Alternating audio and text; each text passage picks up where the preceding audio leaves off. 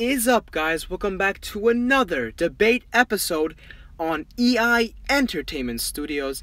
And if you've watched my other videos, you're probably wondering, why is there no gameplay?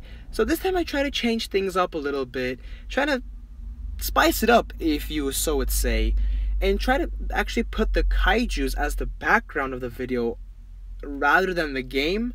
But if you guys like the game, I could change it back to the game. Just let me know what you guys think. I think a change is not that bad for once, right? I think it's more accurate too, in my opinion at least. But anyways, let's begin. So the fight or the debate that this video is going to be between is Shin Godzilla and Shin Manda. Now what we'll do is we'll go over the backstory of Shin Manda and his characteristics. And then we'll go over Shin Godzilla, and then after we went over the two kaijus, their lifestyle and everything, and then we will head on to the battle, the fight. So without further ado, let's begin. Shin Manda, okay, no, by the way, before I just quickly jump in, this is the backstory of Shin Manda. Okay. Shin Manda comes from a serpent family descent, which dwells in the bottom of the Mariana Trench. The king of these serpents is called Manda. Taking place in time when Shin Godzilla first appeared in Japan, Manda felt threatened and decided to investigate and cross-examine Shin Godzilla, only to get infected by the red poison that Shin Godzilla gives out from its body, and making Shin Manda a more stronger kaiju than ever before. So pretty much, if you get the main idea, pretty much what it's saying is Shin Manda felt threat. He's a king, or he was Manda and then became Shin Manda after getting exposed and infected by the poison, but he was a king of his serpents and he felt his hierarchy to be threatened. That's why he went to investigate and try to fight off Shin Godzilla, but before he can do that, he got infected by that red poison, leading him into becoming an even stronger monster than he is already. The height of Shin Manda is at 193 meters. Now, in this case, height would be length because it is a snake, a serpent. So the length of Shin Manda would be 193 meters tall. Abilities I'll go over briefly, but then we'll go one by one, we'll go more deeper into them. So for now, I'll just go over briefly and then the other stuff, and then we'll go back to the abilities. So the abilities are Neck Breaker, Atomic Horns, Atomic Breath, Shield Barrier, and Black Wind. The aggression on this creature is very aggressive because he is a king. Territorial, yes. How territorial is it? Very, very high level. He needs to protect his area. He needs to protect his kingdom, so he is territorial. And the biome of Shin Manda is ocean and land. As I said, he lives in the Mariana Trench, which is in the ocean, in the Pacific Ocean, I believe. Anyways, let's get back to the abilities. The abilities, so I said Neck Breaker. Now, Neck Breaker, what he can do is he can wrap himself, as he is a serpent, he can wrap himself around his opponents and break or choke his opponents to death because of the strong muscles he has in his tissue. Atomic Horns. Now, if you see, like in the picture, you can see he has two horns sticking out from his head. He can use atomic lasers from those two horns. Atomic Breath, that is taking in the DNA of Shin Godzilla, so he possesses the ability to use atomic breath. Shield Barrier. Now this is an interesting one. He actually has a layer of shield over his whole body, which is a very, very important factor in fighting Shin Godzilla. We will get there very, very soon. He also possesses the most strong ability, Black Wind. Black Wind is the ability that he can open his mouth and create 130 mile per hour winds. But with that, he can spit out or discrete out a black gooey virus that blinds his opponent, who is shot at, who goes with the wind. So this can be a huge factor as well. Now, we went over the backstory of Shin Manda, the abilities and his characteristics. Now let's go to Shin Godzilla. Now, for those who probably know Shin Godzilla, just bear with me. Maybe there's someone who is who's watching this and doesn't know Shin Godzilla. But if you want to, it's probably going to take like 2-3 minutes, so you can skip ahead if you wish to get to the fight. But for those of you who do not know Shin Godzilla, let's jump into Shin Godzilla. Now, Shin Godzilla to this date is the biggest, strongest Godzilla of all time. Please do not get mad at me.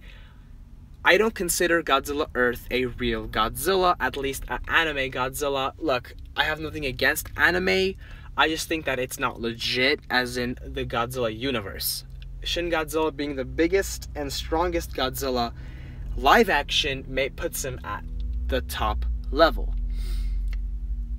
Abilities of Shin Godzilla would be atomic lasers from the mouth, from the back, between his dorsal plates to be more precise, but from his end of his tail. Also, he has the ability to regenerate health very quickly. He can evolve seconds within years and years of evolution. Shin Godzilla has the ability to recreate what he sees. Huge spoiler from the film, he recreates people of his own appearance because he sees people in Japan and he tries to recreate it with his ability because he is the most genetically advanced creature on the face of Earth. Am I missing anything? Let's see. Abilities. No, I'm not missing anything. Well, I don't think so. No. Now, the backstory of Shin Godzilla would... Oh, also, I'm so sorry. I am missing one thing. He has the ability to protect his eye from any danger, especially from atomic breath.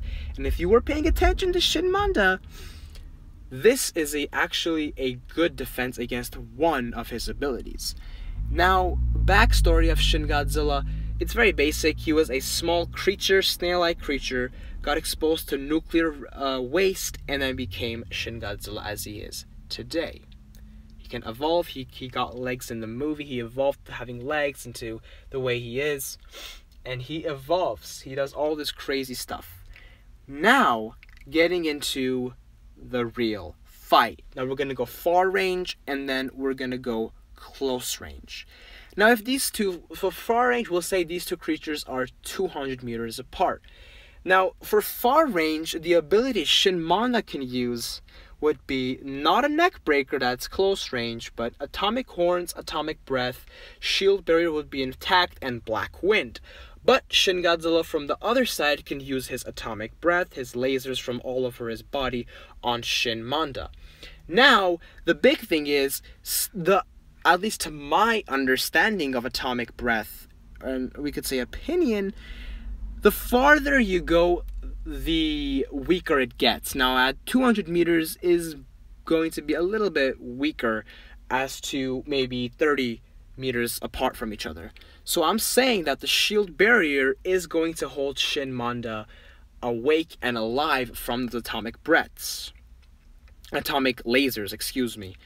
And black wind, he can use it, but Shin Godzilla can cancel that because he has the eye protection, the fishy layer, as I said, in his eye. So for far range, I think the biggest advantage here is Shin Manda with his shield barrier. He could just keep on shooting on Shin Godzilla until he breaks something. Yeah, I think that's the best outcome for far range. So we're going to go best out of 2 for this, and 1-0 for Shin Manda. But this gets more interesting. Let's go close range. Close range is a whole different story. Shin Manda can use the first that Shin Manda will utilize is the neck breaker. As we can see, Shin Godzilla has a pretty thick and long neck.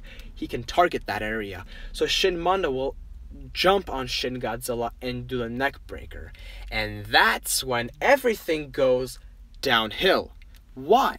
Shin Godzilla's tail, if not, is around 2 to 3 times his body size. What does that mean?